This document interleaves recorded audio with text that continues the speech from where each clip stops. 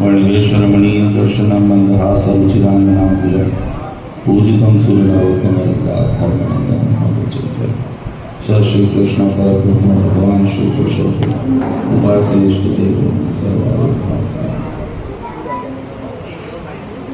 अनंत कोटि ब्रह्मांडाधिपति सर्वकार्य कारण प्रसन्न मोक्षदाता परम कृपालु इष्टदेव परमात्मा भगवान श्री स्वामीनारायण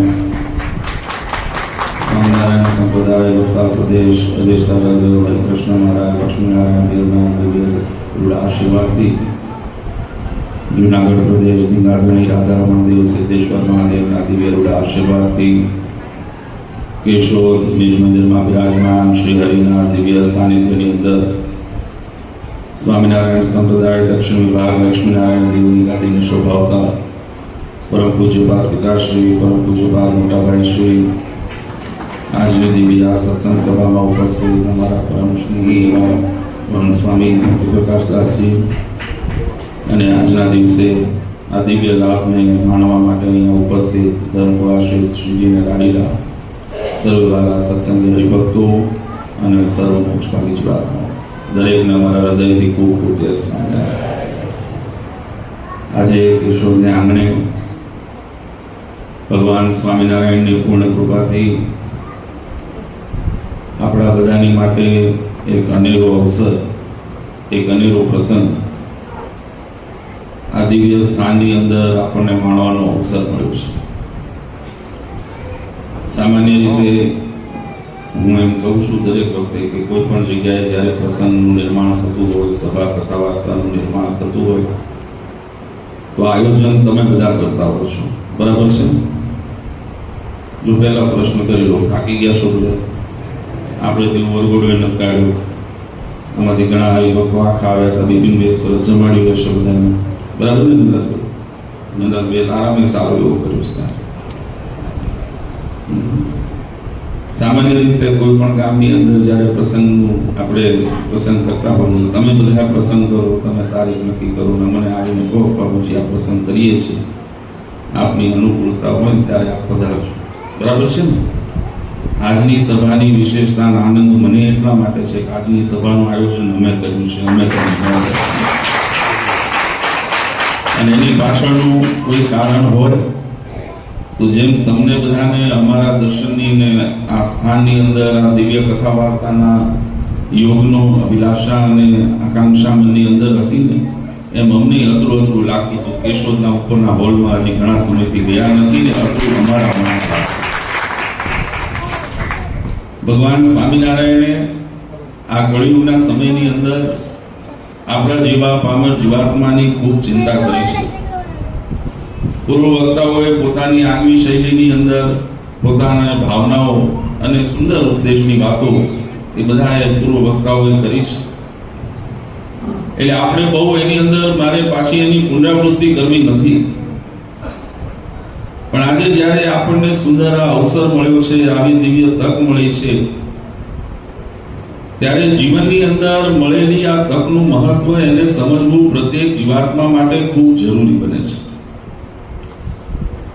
ઘણી વખત આ સમાજની અંદર જ્યારે જીવ આવે છે, આ સમાજની અંદર પોતાની મોટપ, પોતાનું વર્ચસ્વ, પોતાની નામનાને પ્રાપ્ત કરી લે છે,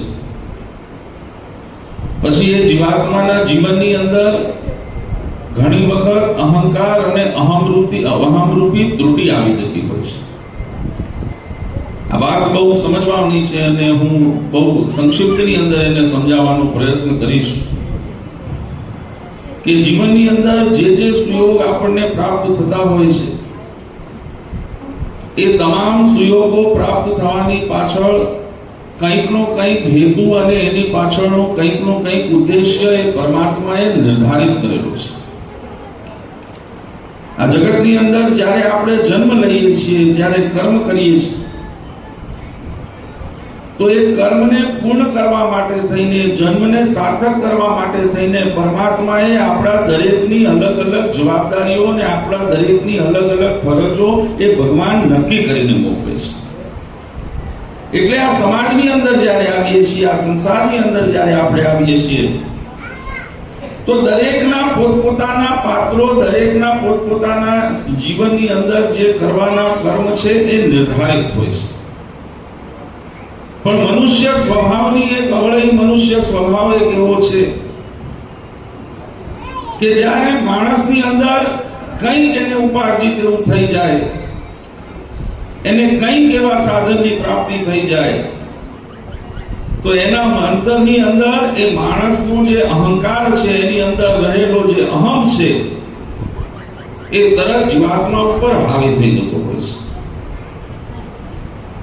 આપણે કથા વાર્તાઓની અંદર ઘણા બધા પાત્રોના વર્ણન ને ઘણા બધા પાત્રોની આપણે વાતો એ અનેકો વખત સાંભળી છે.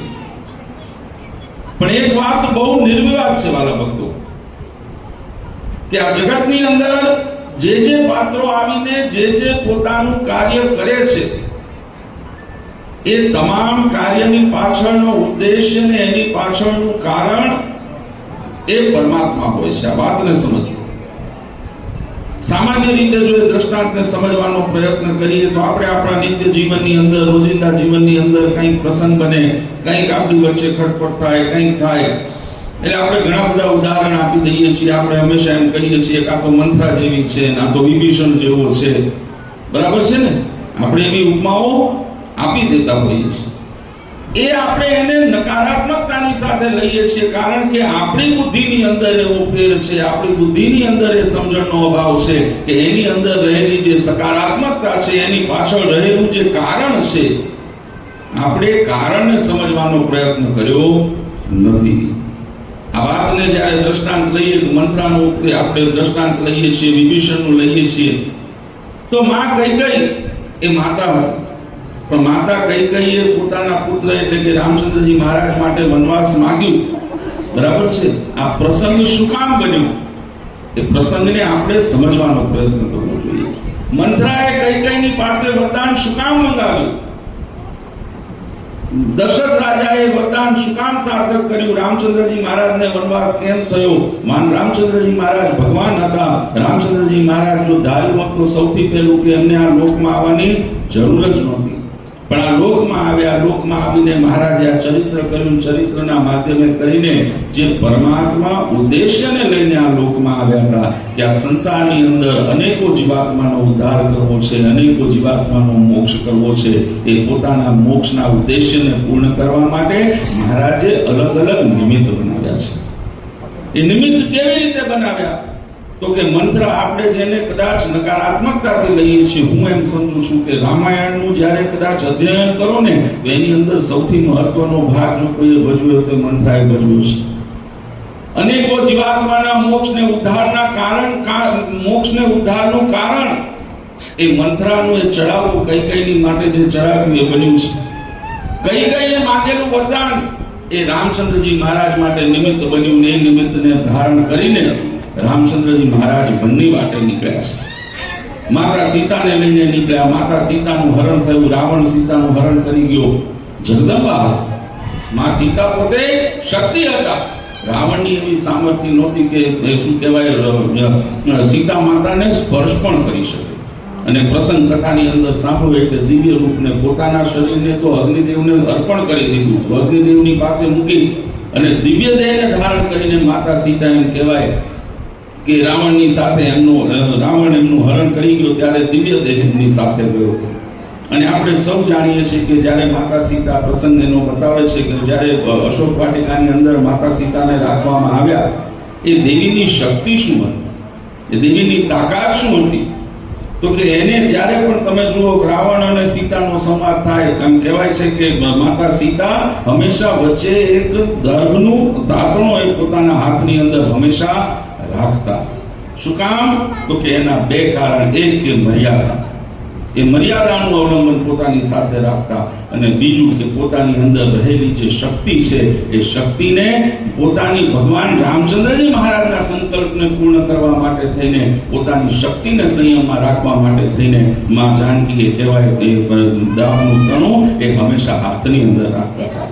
બહુ સુંદર પ્રસંગ છે કે એક વખત સંક્ષિપ્તની અંદર કહું તો ભગવાન દશરથ જનકજીએ પોતાને ત્યાં બધા ઋષિમુનિઓનો ભોજ રાખ્યો હતો. આપણા શાસ્ત્રોની અંદર આ પ્રસંગ ઘણો વિસ્તૃત છે, હું સંક્ષિપ્તની અંદર કહું છું.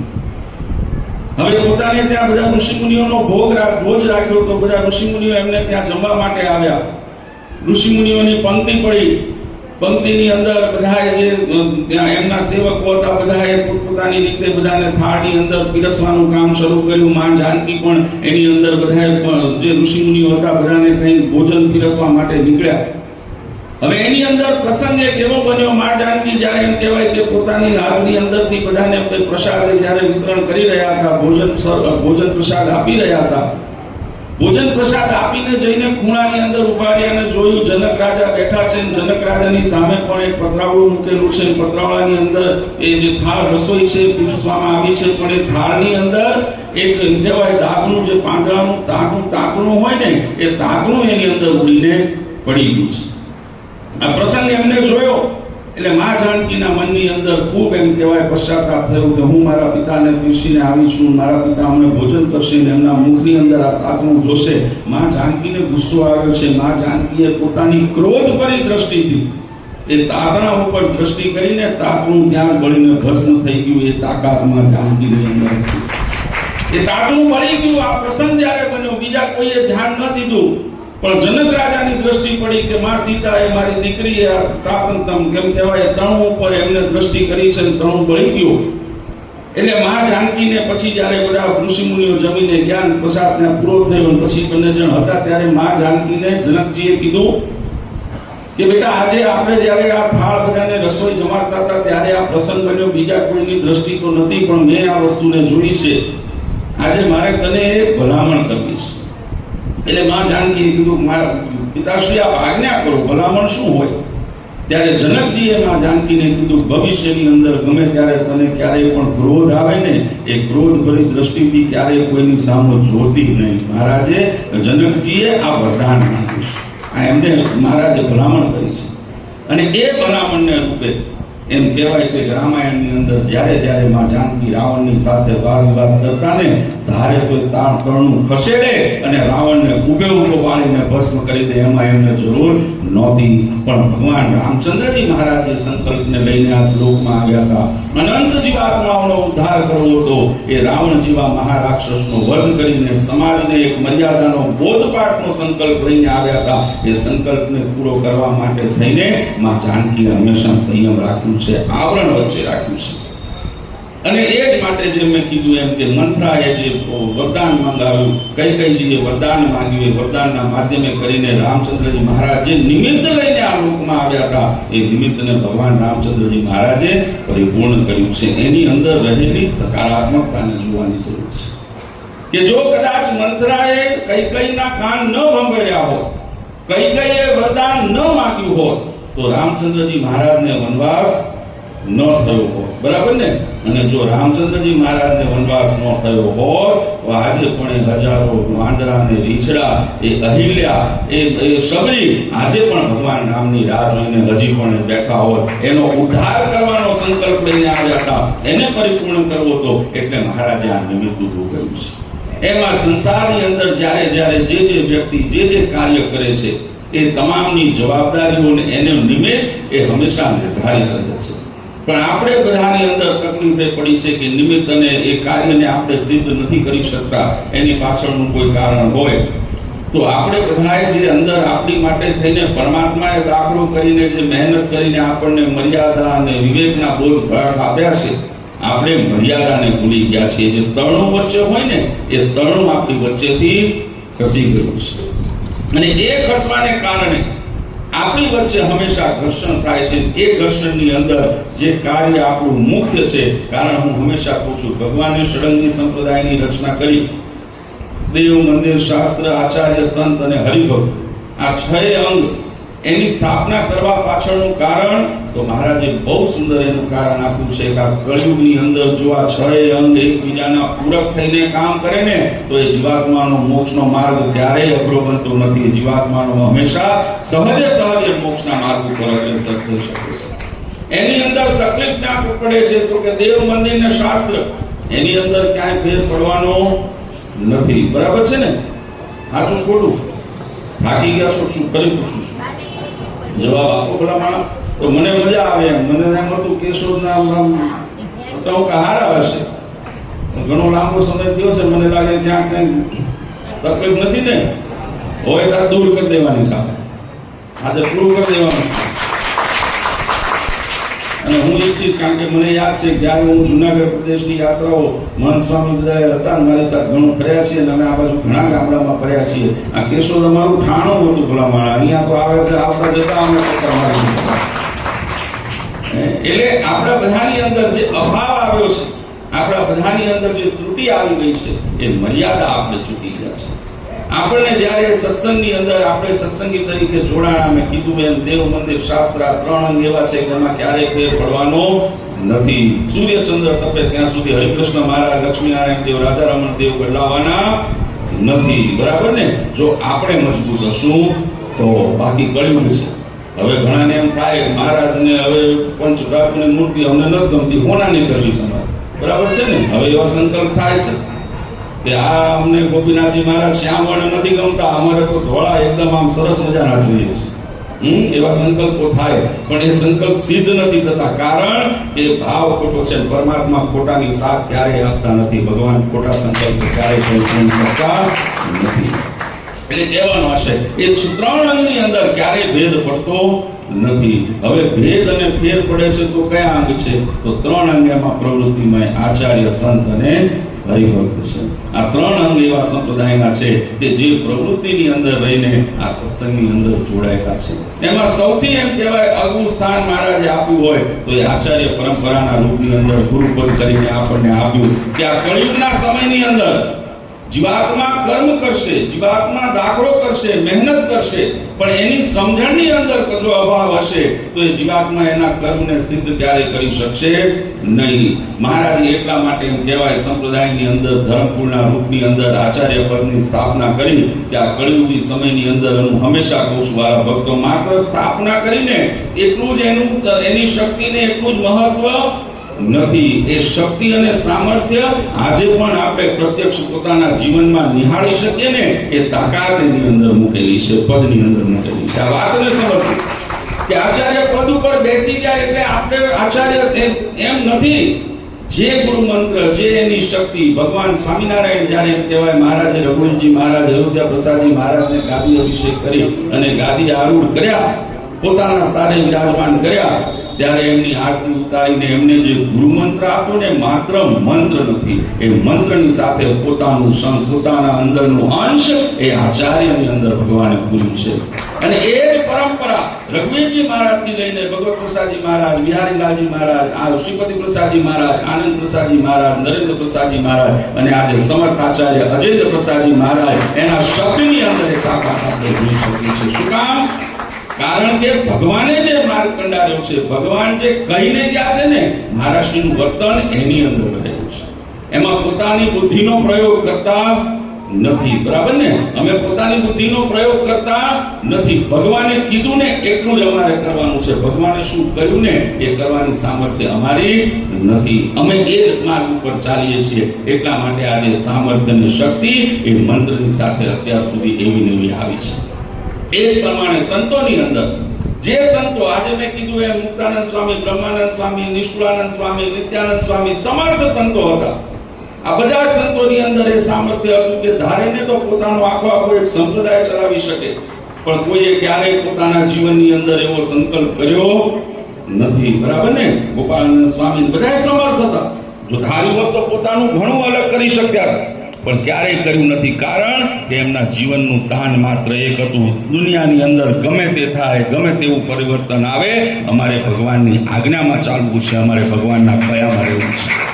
એ ભગવાને આજ્ઞાઓના માધ્યમે કરીને એક અવલંબન સંતોની ઉપર મૂક્યું. અને આજે પણ એવા જે સત્યની સાથે એમ કહેવાય ને કે જેને માત્ર ભગવાનને રાજી કરવાનું તાણ છે ને, એ અહીંયા બેઠા છે, બાકી ક્યાં ફરે છે આપણને ખબર નથી. આ એ ભગવાને આપણી માટે માર્ગ બનાવ્યો છે. એનાથી વિશેષ મહત્વની જવાબદારી ભગવાને કોણે ઉપર નાખી? તો મહારાજે સૌથી મોટી જવાબદારી હરિભક્તો ઉપર નાખી છે. બરાબર છે ને? આ સંપ્રદાયનું સૌથી મોટું, ને હું એમ કહું ને કે જે સંપ્રદાયની અંદર સંપ્રદાય માટેનું ગૌરવ ગણી શકાય એવું અંગ હોય તો એ સંપ્રદાયના હરિભક્તો છે.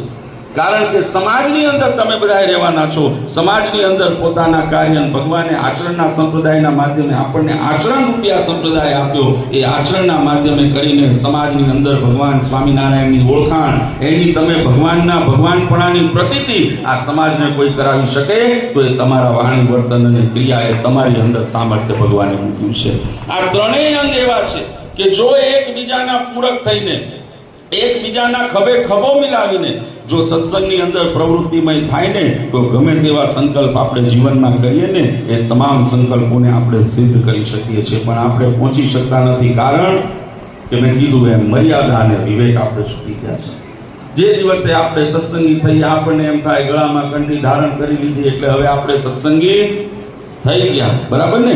સત્સંગી થઈ ગયા, સત્સંગી થઈ ગયા. પણ સત્સંગી થવાની સાથે આપણને શું બીજું મળ્યું?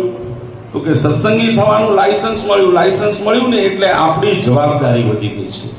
આપણને જવાબદારી સોંપવામાં આવી છે કે આ સમાજની અંદર તમારું વાણી, વર્તન ને ક્રિયા, તમારો એકબીજા પ્રત્યેનો ભાવ, એકબીજા સાથેનો તમારો નાતો એ એવો મજબૂત હોવો જોઈએ કે આપણે ભગવાનના જે સંકલ્પ કે સ્વામિનારાયણ નામ પાંદડે પાંદડે થાય એને પૂરું કરવાની અંદર હંમેશા ઉપયોગી થઈ શકે. તમારું એકાત્મપણું એની અંદર ભાગ ભજવે છે. અને એટલા જ માટે મહારાજે વચનામૃતની અંદર બતાવ્યું સત્સંગી સાચો કોણે કહેવાય, સત્સંગી થવાનું પહેલું લક્ષણ શું છે? તો વચનામૃતની અંદર મહારાજે કીધું છે કે જે વિવેકનું બુદ્ધિ હોય, જેની અંદર વિવેકી હોય, જે જીવાત્મા વિવેકી હોય, એ વિવેક એ સત્સંગી થવાનું પહેલું લક્ષણ છે. વિવેક કોણે કીધું? તો મહારાજે બહુ સુંદર એનું નિરૂપણ કરીને કીધું કે પોતાની અંદર રહેલો અવગુણ હોય એને જોઈને જીવનમાંથી દૂર કરે અને બીજાની અંદર રહેલા માત્ર સદગુણને જોઈને પોતાની અંદર ગ્રાહ્ય કરે, એને મહારાજે વિવેકી ભક્ત કીધો છે. પણ આપણે અત્યારના સમયની અંદર માત્ર બધાની અંદર ખોળ જ જોઈએ છે. બરાબર ને? આપણી માનસિકતા નકારાત્મક થઈ ગઈ છે. અને એ નકારાત્મક માનસિકતા છે એના કારણે આપણે એકબીજાની સાથે હળી મળીને કાર્ય કરી શકતા નથી. એમાં નુકસાન કોનું થાય છે? આપણી પ્રવૃત્તિઓથી નુકસાન કોનું થાય છે? વ્યક્તિનું થાય છે, વ્યક્તિનું થાય છે. સમાજની અંદર રહેલા આપણા તમામ સમાજનું પણ, સ્વામિનારાયણ સંપ્રદાયનું પણ એની અંદર એની તકલીફ એને પણ ભોગવવી પડે છે. એટલે આ જીવનની અંદર જો મર્યાદાના બોધપાઠને આપણે સમજી લઈએ, આપણે જો મર્યાદાની અંદર રામચંદ્રજી મહારાજના વખતની અંદર જ્યારે એમ કહેવાય રામાયણનું યુદ્ધ થયું ને તો એકથી એક સમર્થ વાંદરાની અંદર કે વાનર સેનાની અંદર સમર્થ યોદ્ધાઓ હતા. બરાબર ને? હનુમાનજી જો ધાર્યું ને હનુમાનજી જો સમુદ્ર લાગીને લંકામાં જાય અને પોતાના પૂંછડાથી લંકાને બાળી નાખે તો એ રાવણને મારવા વાર કરે? સમજો વાત. બરાબર? વાત થાય? એમાં વાર થાય નહીં. અંગદ જેવો અંગદ એ રાવણની સભામાં જઈને પોતાનો પગ માત્ર ધરવી દે, રાવણની સભામાં કોઈ એવો સમર્થ રાક્ષસ ન હોય કે પગને એકી ચલાવી દે એવો સમર્થ અંગદ જો 21 વર્ષની ઉંમરની અંદર એ તાકાતને ધરાવતો હોય તો રાવણને મારવામાં એને સમય લાગે ખરો? રાવણને મારવામાં સમય લાગે નહીં. પણ ભગવાને જેમ કીધું એમ રામચંદ્રજી મહારાજનો જે ઉદ્દેશ્ય હતો, રામચંદ્રજી મહારાજનો સંકલ્પ હતો, એને પૂર્ણ કરવા માટે બધાએ પોતપોતાની જવાબદારીનું વહન કર્યું છે. ત્યારે આપણે સાંભળ્યું કે અંગદ અને હનુમાનજી મહારાજ ઝઘડ્યા કે ના હું રામનો વાલો, હું રામનો વાલો? ક્યાં કથામાં આવે છે?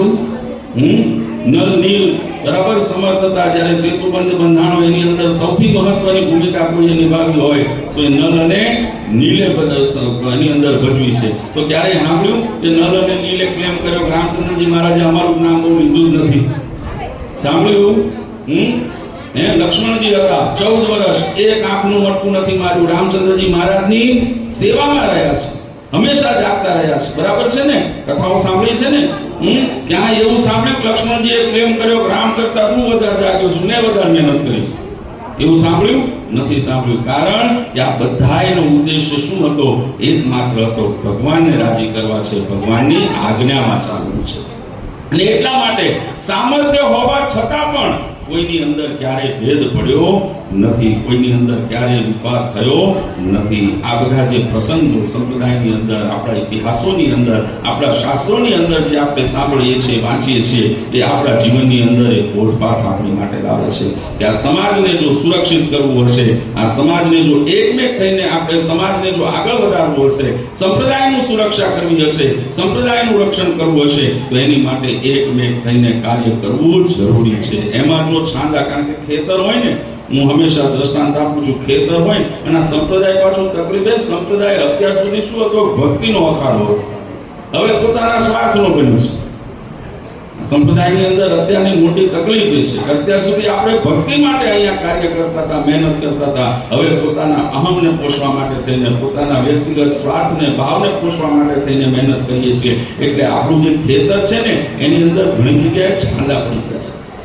એ છાંદાને જો પૂરીશું નહીં ને તો બહાર હું હંમેશા કહું છું કે ઝુંડમાં હોય ને, મહારાજે શું કામ કીધું કે તમારે બધાએ હંમેશા સત્સંગના ભીડામાં રહેવું? એની પાછળનું કારણ શું? મહારાજે એક વાત બહુ સમજી વિચારીને મહારાજે આપણા બધાની માટે કરી છે કે આ કળિયુગનો સમય છે, આ ગીર પ્રદેશ છે, બરાબર ને? ગીરની અંદર હાવજ અહીંયા બધા ફરતા હોય. હવે એમાં તમે તમારું ગૌચર લઈને નીકળ્યા હો, ગાયો બધી ઝુંડમાં હોય ને ત્યાં સુધી સુરક્ષિત, બરાબર ને? અને એમાંથી રખેને કદાચ કોઈ ગાવડું પોતાનો જો માર્ગ ભૂલી ગઈ કે પોતાનો રસ્તો ભૂલી ગઈ તો એનો શિકાર થવાની તૈયારીઓ ને એના શિકાર થવાના ચાન્સીસ એટલા વધી જાય છે. જ્યાં સુધી ઝુંડમાં હોય ત્યાં સુધી સુરક્ષિત છે. એટલે જીવાત ભગવાને કીધું કે હંમેશા સત્સંગના ભીડામાં રહેજો. શું કામ? કે સત્સંગના ભીડામાં રહી એકબીજાના પૂરક થવાનો પ્રયત્ન કરજો. પ્રશ્ન થવાનો પ્રયત્ન ક્યારેય કરશો નહીં. એકબીજાનું પૂરક થઈને કામ કરવાનું છે. અને જ્યારે એકબીજાના પૂરક થઈને કામ કરશો તો તમે તમારો ધણી નિર્ધારિત કરી શકશો. અને જ્યારે ધણી નિર્ધારિત કરશો ને તો જીવનની અંદર કે સત્સંગની અંદર કે વ્યક્તિગત પ્રશ્નની અંદર પણ કોઈ પણ મૂંઝવણ હશે ને ભેગા મળીને પ્રશ્નનું સમાધાન ચોક્કસ થશે. કારણ કે ઉપરવાળો તમારા રક્ષણમાં ઊભો હશે. મેં દ્રષ્ટાંત આપ્યું ને કે ગીરનો પ્રદેશ એક વખત આ એક દ્રષ્ટાંત આપું કે એક વખત ગીરના જંગલની અંદર એક ગાય એના ગૌચરની સાથે ગોવાળ ગાયો લઈને નીકળ્યો. હવે ગાયોને ચરાવવા નીકળ્યો અને એની અંદર મેં કીધું એમ અજાણતા એક ગાય હતી એના ઝુંડથી જુદી પડી ગઈ, બીજી દિશામાં જતી. ગોવાળને ધ્યાન રહ્યું નહીં. ગોવાળ પણ એના બીજા બધા ગૌચરને લઈને આગળ વધી ગયો. ઓલી ગાય એકલી ચરતી હતી. એક સમયે ત્યાં આગળ સિંહ આવ્યો અને સિંહે જેવી ગાયને જોઈ, એકલી જોઈ એટલે સિંહનું મન લલચાણું, કાલે તો સરસ મજાની ફીસ્ટ મળવાની છે. એટલે સિંહે તરત એમ કહેવાય ગાયની તરફ દોટ મૂકી. ગાયને મારવા માટે થઈને, તરાપ પાડવા માટે થઈને સિંહ દોડ્યો. સિંહને જોતાની સાથે ગાય પણ પોતાના રક્ષણની અંદર સિંહની ઉપર દ્રષ્ટિ પડી એટલે ગાયે પણ દોડવાનું શરૂ કર્યું. ગાય અને સિંહ, ગાય આગળ દોડતી જાય, સિંહ પાછળ દોડતો જાય. બંને જણ દોડતા દોડતા આગળ જતા હતા. એની અંદર આગળ ઓલું દલદલ કે ને માટીનું, જેની અંદર ખૂંટી જવાય, કે જેની અંદર ખૂંટો તમે નીકળવાનો પ્રયત્ન કરો ને એટલું વધારે અંદર ઊંડા ઉતરતા જાઓ, બરાબર? એવું દલદલ આવી ગયું. દલદલની અંદર ગાયે ઠેકડો માર્યો. ગાય ઠેકડો મારીને આગળ કૂદીને એ દલદલની અંદર ફસાઈ નીકળવાનો પ્રયત્ન કર્યો. થોડોક આગળ વધી ગઈ પણ પછી નીકળી શકી નહીં. સિંહ પણ એના મદની અંદર હતો. સિંહ પણ એના મદની અંદર ગયો ને એને પણ તરા પાડવા માટે થઈને કૂદકો માર્યો ને એ પણ એ દલદલની અંદર પડી ગયો. બંનેની વચ્ચે એમ કહેવાય 4-5 ફૂટનું અંતર રહી ગયું. સિંહે પણ પ્રયત્ન કર્યો પણ હલી શક્યો નહીં. થોડોક સમય થયો ને એટલે ગાય આમ પાછળ વળી જોયું, સિંહને જોઈને હસવાનું શરૂ કર્યું, નાક કાઢવા માંડ્યું. એટલે સિંહ વિચારમાં પડ્યો કે આનું મોં સામે ઊભું છે અને આને દાંત આવે છે, આની ડગલી ચમકી ગઈ લાગે છે. એટલે સિંહને જોઈને આમ ગાય હસતી હતી એટલે સિંહ હસતા હસતા પૂછ્યું કે એટલે સિંહે એને ખોખારો કઈ પૂછ્યું કે તને ભય નથી લાગતો? તારું મોત તારી સામે ઊભું છે, તને હસવું આવે છે? એટલે ગાયે કઈ બીજો ઉત્તર ન દીધું. ગાયે એટલું એને સામે પ્રશ્ન કર્યો. ગાયે કીધું તારો આ સંસારની અંદર કોઈ ધણી છે? ગાયે શું પૂછ્યું કે તારો આ સમાજ અને સંસારની અંદર કોઈ ધણી છે? પણ ઓલો સિંહ હતો ને એના મદની અંદર હતો. મદમાં એમ કહેવાય દલદલમાં ફસાણો હતો પણ પાવર ઓછો થયો નહોતો. એટલે ગાયને કે હું જંગલનો રાજા કહેવાઉં, હું સિંહ છું, હું ડાલામતો કહેવાઉં, મારો તો કોઈ અહીંયા ઘણી હોતો હશે. એટલે ગાયે વધારે ખીલખીલાઈને હસવાનું શરૂ કર્યું. એટલે સિંહે ફરી પાછું કીધું તારું મોત તારી સામે ઊભું છે, તને હસવું આવે છે, તું આ હસું છું શું કામ? એનું કારણ તો કે. ત્યારે ગાયે બહુ સુંદર ઉત્તર આપ્યો. ગાયે કીધું કે હું મારા ઝુંડની સાથે મારો ગોવાળ મને લઈને નીકળ્યો હતો, એમાંથી હું છૂટી પડી, તું મારો શિકાર કરવા આવ્યો, હું અહીંયા આવીને ફસાણી છું.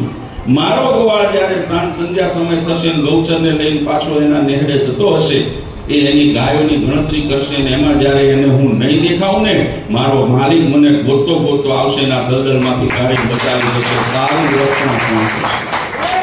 સારું રક્ષણ કોણ કરશે? કહેવાનું હશે વાલા ભક્તો, જ્યારે મર્યાદાના અંદર હોઈએ, આપણે આજ્ઞા પ્રમાણે ચાલતા હોઈએ ભગવાનની મરજી પ્રમાણે કાર્ય કરતા થઈએ ત્યારે આપણું રક્ષણ એ હંમેશા પરમાત્મા કરતો હોય છે. એ ખીલો આપણે નિર્ધારિત કરી શકીએ છીએ. અને એટલા જ માટે ભગવાને સંપ્રદાયની અંદર બહુ સુંદર પ્રણાલિકા કરી. મહારાજે ખૂબ સુંદર આજ્ઞા કરી, સંપ્રદાયમાં આવો ને એટલે દાસાનું દાસ થઈને આવું. બરાબર ને? આની અંદર દાસાનું દાસ થઈને આવું. મેં કીધું એમ એકબીજાનું પૂરક થવા માટે આવું. પોતાનું કામ સંપ્રદાયમાં ભગવાને કીધું ને એમ કરવા આવું. પોતાનું ધાર્યું કરાવવા આવવું હોય તો એને આવવાની જરૂરત છે નહીં. આ બધાની માટે લાગુ પડે છે. બરાબર છે ને? આ મહારાજે સ્થાન, આ જગ્યા આપણને આ બધા માધ્યમો એટલા માટે પૂરા પાડ્યા છે કે આ માધ્યમોના બળે કરીને આપણે જીવનની અંદર એ વિવેકને શીખી શકીએ અને વિવેક શીખીને આપણે પોતાના મનની વૃત્તિને ભગવાનમાં જોડી શકીએ. પણ આપણા જીવનની કહેવાય કઠિનાઈ એ છે કે આપણે ભગવાન સિવાય બીજે બધે આપણી વૃત્તિને જોડતા હોઈએ છીએ. એટલા માટે મનની વૃત્તિ એ પરમાત્માની અંદર એકાગ્ર થઈ શકતી નથી અને ભગવાન સિવાય બીજે બધે જોડાય ને એટલે ડખા ઉભા થાય. બરાબર?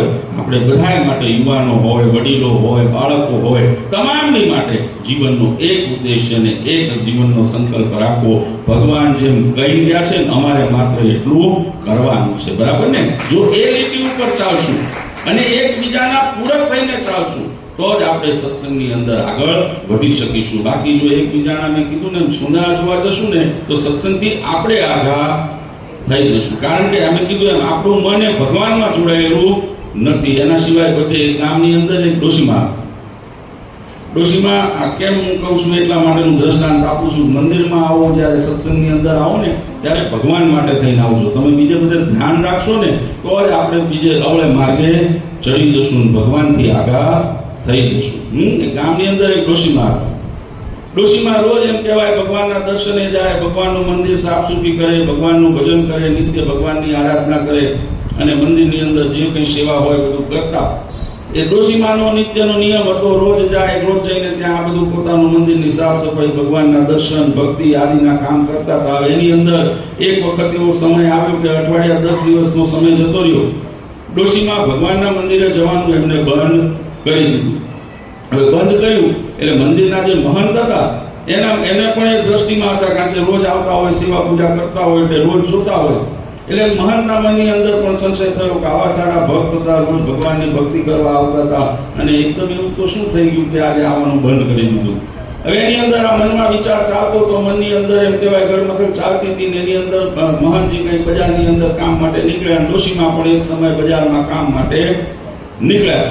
બંને જણ રસ્તાની અંદર ભેગા થઈ ગયા. રસ્તામાં ભેગા થયા એટલે ડોશીમાને મહંતે કીધું કે હમણાં 10-15 દિવસથી તમે દેખાતા નથી, એકદમ જ તમારામાં કેમ આ પરિવર્તન આવી ગયું? કઈ તમને કોઈએ કીધું, કઈ ખોટું લાગ્યું, શું થયું? કઈ હોતો ખરા?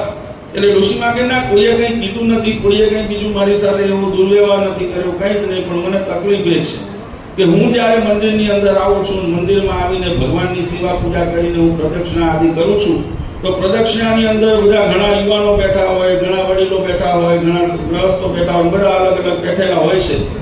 હું જ્યારે પ્રદક્ષિણા કરું છું ત્યારે એ બધાની વાતો મને સંભળાય છે ને વાતો છે ને પછી મારા મનની અંદર ઘર કરી જાય છે કે હું ઘરે આવીને પછી એ વાતોના વમળે ચડી જઉં છું. એટલે મને પછી શાંતિ વળતી નથી, એટલા માટે હું મંદિરે આવતી નથી. મહંતે કીધું વાત બરાબર છે. એટલે મહંતે એમ કીધું વાંધો નહીં, તમારા પ્રશ્નનું સમાધાન કરીએ. આવતીકાલ સવારે તમે ઘરેથી તમે સવારે જેમ પહેલા આવતા હતા ને એ પ્રમાણે મંદિરે આવજો અને સાથે એક સરસ મજાનો લોટો લેતા આવજો. એટલે મહંતે કીધું, એટલે ડોશીમાએ કીધું વાંધો નહીં, આપ કહો છો હું લોટો લઈને આવીશ. ડોશીમાં લોટો લઈને મંદિરે આવ્યા, ભગવાનના દર્શન કર્યા, મહંતને લોટો આપ્યો. મહંતને કીધું કે આ લોટો તમે મંગાવ્યો તો આ લોટો તમારે હું લાવી છું.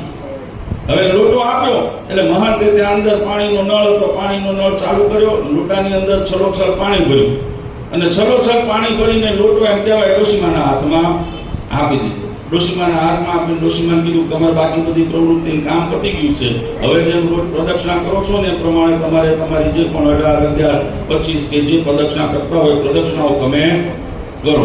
ડોશીમાએ કીધું વાંધો નહીં, પણ મહંતે કીધું કે પ્રદક્ષિણા કરવામાં શરત એક શું તો કે તમે જેટલી પ્રદક્ષિણા કરો ને પ્રદક્ષિણા પૂરી થાય ત્યાં સુધી આ લોટામાંથી એક ટીપું પાણી બહાર પડવું જોઈએ નહીં. બરાબર? શું કીધું?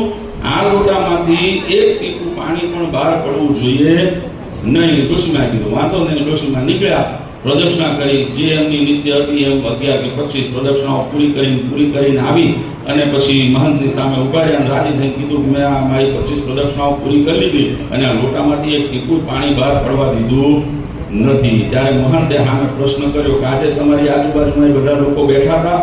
એટલે કે હા, એ બધા જ બેઠા હતા. એટલે કે એ લોકો આજે શું વાતો કરતા હતા? તો કે મને આજે કઈ ખબર જ ન પડી. હું તો આ પાણીને બચાવવામાં એટલું મન કેન્દ્રિત કરીને બેઠી હતી, એમને શું વાત કરીને મને ખબર પડી નથી. ત્યારે મહંતે કીધું બસ આટલી જીવનની અંદર ત્રુટિ છે કે અહીંયા આવીને ભગવાનના સિવાય તમારી મનવૃત્તિ બધે ચોટે છે ને, એટલા માટે થઈને તમારું ધ્યાન બધે ભટકે છે, એટલે તમે ભગવાનની અંદર જોડાઈ શકતા નથી. જે દિવસ મનમાં નિશ્ચય કરીને પરમાત્માનો આશરો જળ કરીને આવશો, ભગવાન સિવાય ગમે તે જગતનું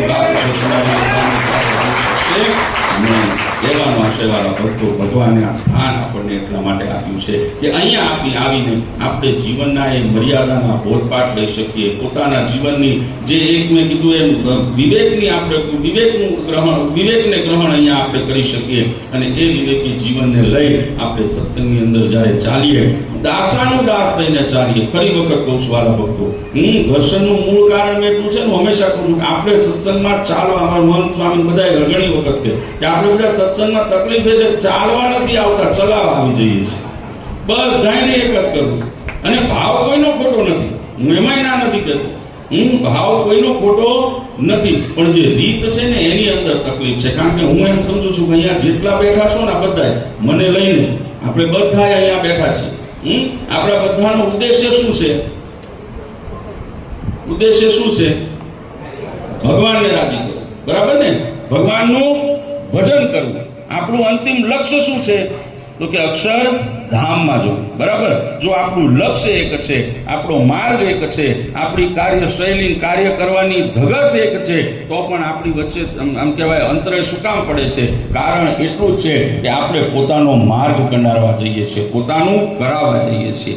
આટલી જો જીવનમાંથી ત્રુટીને દૂર કરી દેશો અને એકબીજાના, ફરી કહું છું, કારણ કે સમાજની અંદર, સંપ્રદાયની અંદર કે સત્સંગની અંદર મહારાજે 6 અંગ બનાવ્યા, પ્રણાલિકા કરી. શું કામ કરી?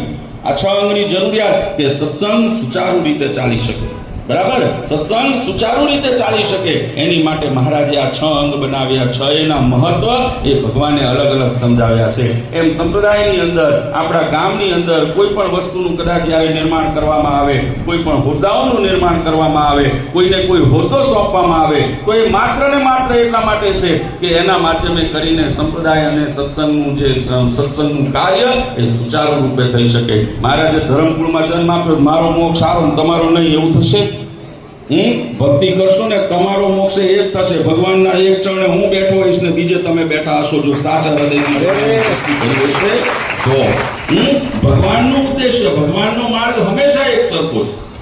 એટલે જીવનની અંદર જે આપણા સંપ્રદાયની અંદર કે કોઈ પણ સ્થાનની અંદર એ જે હોદ્દા આદિનું જે નિર્માણ કરવામાં આવે છે, એ સંપ્રદાયને સુચારુ રીતે એકબીજાના પૂરક બનાવીને કામ કરવા માટે બનાવવામાં આવે છે, નહીં કે એકબીજાની સામે ઊભું રહેવા માટે, બરાબર?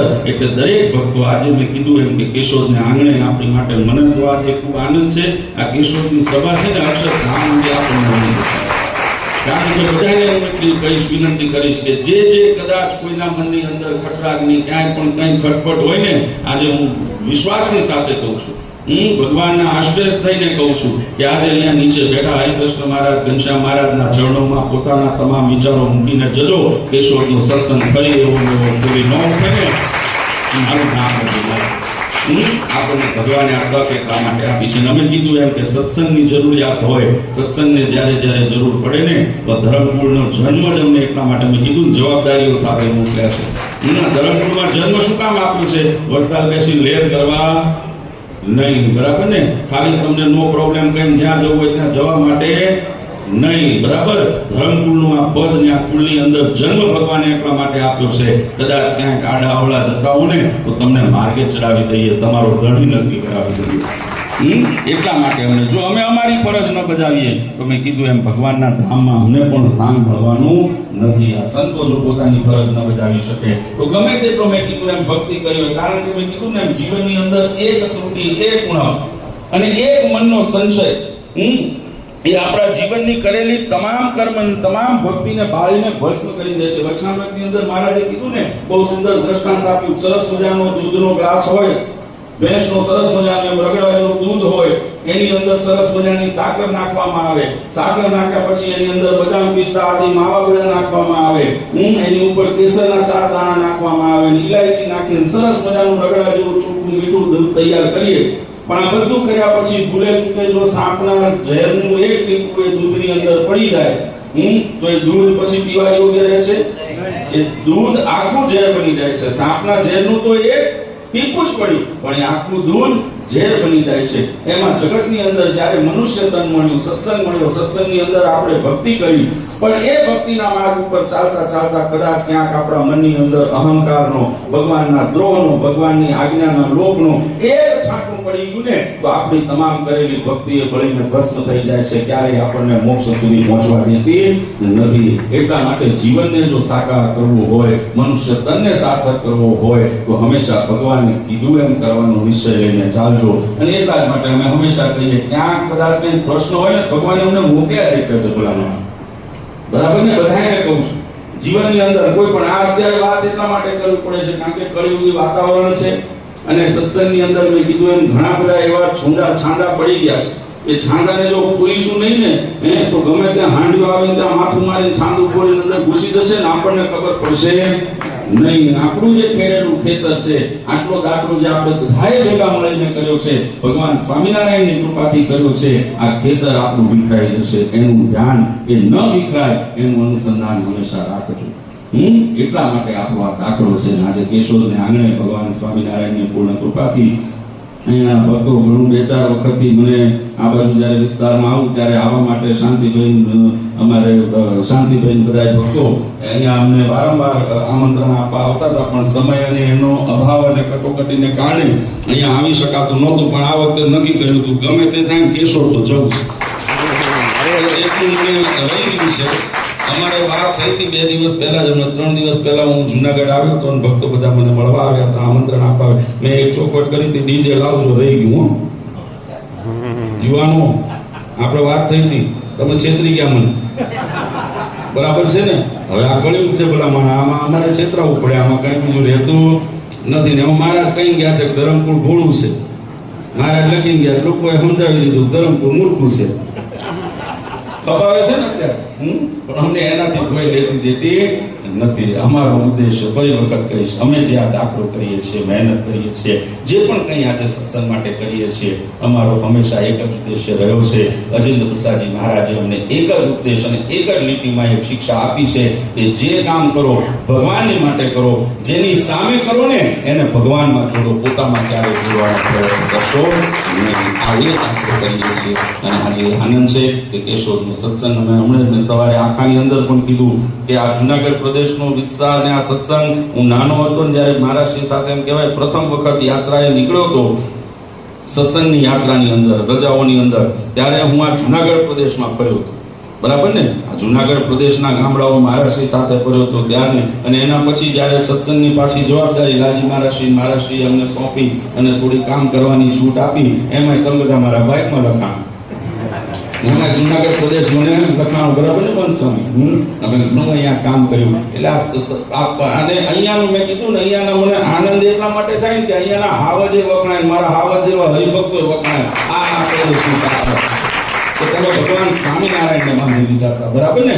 ગઢડામાં જઈને મહારાજ રોકાણા, પણ સૌથી પહેલા બાંધ્યા હોય તો કોણે? આ સોરઠ પ્રદેશે બાંધ્યા. તમારી અંદર એક ભક્તિની લાલસા છે, ભક્તિની શક્તિ છે કે જે પરમાત્માને અહીંયા બંધાવવા માટે મજબૂર કરી દે. અને જો મારો બાપ બંધાતો હોય તો તમે બોલાવો ને અમે ન આવીએ એવું થાય ખરું? અમારે આપવું જ પડે. પણ હું હંમેશા વાળા ભક્તો કહું છું, આજે એ ફરી વખત કટકું કરીશ કે આ જે પણ પ્રેમ ભાવ એકબીજા પ્રત્યેનો આપણો સંબંધ, એની મજબૂતી છે, એની પાછળનું કારણ હોય તો ત્યારે એમ ફરી કહું છું, એમ ન માનશો તમે અમને વાલા છો ને અમે તમને વાલા છીએ. બરાબર ને? માત્ર એવું નથી, બરાબર ને? આની પાછળનું જો કોઈ કારણ હોય તો બહુ સરળ અને સહજ કારણ છે કે અહીંયા બેઠેલા તમામ ભક્તો એ ભગવાનને શિરસાટે ભગવાનની વફાદારી રાખીને બેઠા છે, ભગવાનની આજ્ઞામાં રહે છે, ભગવાનના સિદ્ધાંતો પ્રમાણે જીવો છો. એ ભગવાને બનાવેલા ઘેરાની અંદર આપણે બધા જોડે છીએ ને, એટલે આપણો તાતણો આટલો મજબૂત બંધાયેલો છે.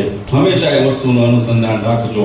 ભૂલે ચૂકે કોઈ પણ કારણોથી, કોઈ પણ વસ્તુને કારણે, પછી એ પોતાના સ્વભાવને કારણે હોય, અહંકારને કારણે હોય, માયાનું કારણ હોય કે બીજા કઈ કારણ હોય, એ કોઈ પણ કારણથી જો એ ઘેરાની બહાર એક પગલું બહાર તમે માંડી લેશો કે એક પગલું બહાર અમે માંડી લેશું ને, આ પ્રેમનો તાતણો ત્યાં જ પડીને ભસ્મ થઈ જશે અને કોઈ બચાવી શકશે નહીં. અને જ્યાં સુધી એકબીજાના, મેં કીધું એમ, પૂરક થઈને એકબીજાને આગળ આમ દાસાનુદાસ થઈને એકબીજાની સાથે હળી મળીને સત્સંગ કરશું ને, ત્યાં સુધી હું ખાતરી આપું છું, જેમ આજે શ્રી હરિના સાનિધ્યમાં કેશોદ મંદિરમાં બેઠા છીએ ને, અક્ષરધામમાં પણ આપણને કરી શકે એ જીવનની અંદર સાનિધ્ય મળશે. એટલે આજના દિવસે પરમ કૃપાળુ ઇષ્ટદેવ પરમાત્મા ભગવાન શ્રી સ્વામિનારાયણ, વડતાલવાસી હરિકૃષ્ણ મહારાજ લક્ષ્મીનારાયણ દેવ, જુનાગઢવાસી રાધા રમણ દેવ સિદ્ધેશ્વર મહાદેવના ચરણોમાં પ્રાર્થના કરું, અમારા કેશોદ સત્સંગ સમાજને મહારાજ હંમેશા આવો બળીઓ રાખજો. દરેકના મનની અંદર કોઈ પણ પ્રકારની કંઈ પણ ઉણપ કાચક હોય એને જીવનમાંથી દૂર કરજો.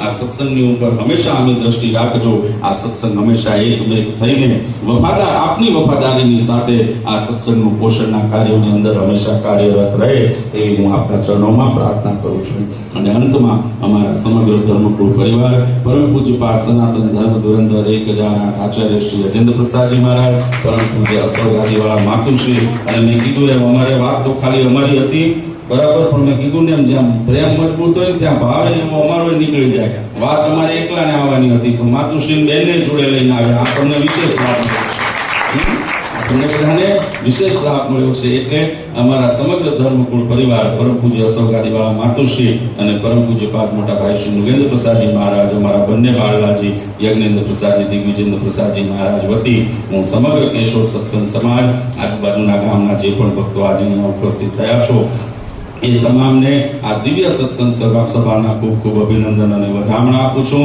ભગવાનના ચરણોમાં પ્રાર્થના કરું, વહેલા વહેલા ડીજે સાથે ફરી એક મોટું આયોજન આવું થાય અને ધૂમધામથી આપણે ભગવાનની ભક્તિમાં કરીએ એવી હું મારા ચરણોમાં પ્રાર્થના કરી દરેકને અંતરના શુભ આશીર્વાદ આપી મારી વાણીને વિરામ આપું છું. સહેજાનંદ સ્વામી મહારાજ.